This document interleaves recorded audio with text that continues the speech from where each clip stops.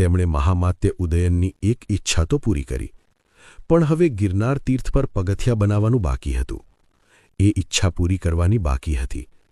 તેમના પિતાના જણાવ્યા અનુસાર બહાડમંત્રી ગિરનાર પર પગથિયા બનાવવા માટે જૂનાગઢ આવ્યા. અહીં તેઓએ પર્વત ઉપર ઊંચી ખડકો અને ભેખડો જોઈ.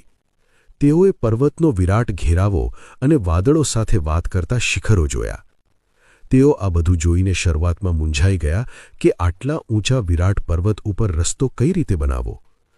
તેઓની સાથે આવેલા શિલ્પીઓએ ઘણી બધી મહેનત કરી, પરંતુ કોઈને સમજાતું ન હતું કે રસ્તાની શરૂઆત ક્યાંથી કરવી. બહાડમંત્રીએ ખૂબ જ વિચાર્યું અને ખૂબ માથાકૂટ કરી. તેમ છતાં તેમને સમજાતું ન હતું કે ગિરનાર માટેનો રસ્તો ક્યાંથી પસાર કરવો.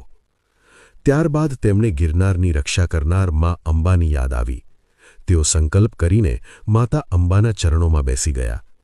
તેમના મનમાં માત્ર એક જ વાત હતી કે એ માતા, તમે મને રસ્તો બતાવો કે હું કેવી રીતે ગિરનાર ચડવાના પગથિયા બનાવી શકું, જેથી હું મારા પિતાને આપેલ વચનમાંથી મુક્ત થઈ શકું.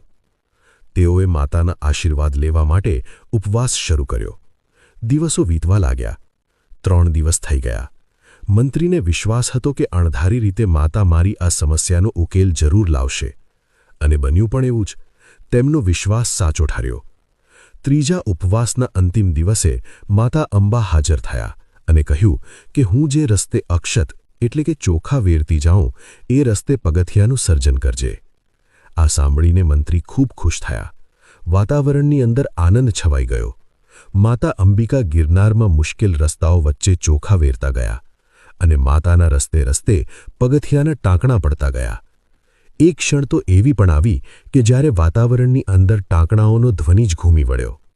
આટલું કર્યા બાદ ઋણમુક્તિના આનંદથી બહાડમંત્રી આનંદિત થઈ ગયો અને 63 લાખના ખર્ચા પછી ગિરનારના પગથિયા બન્યા અને ગિરનારના તીર્થની વાટ કંઈક સહેલી થઈ.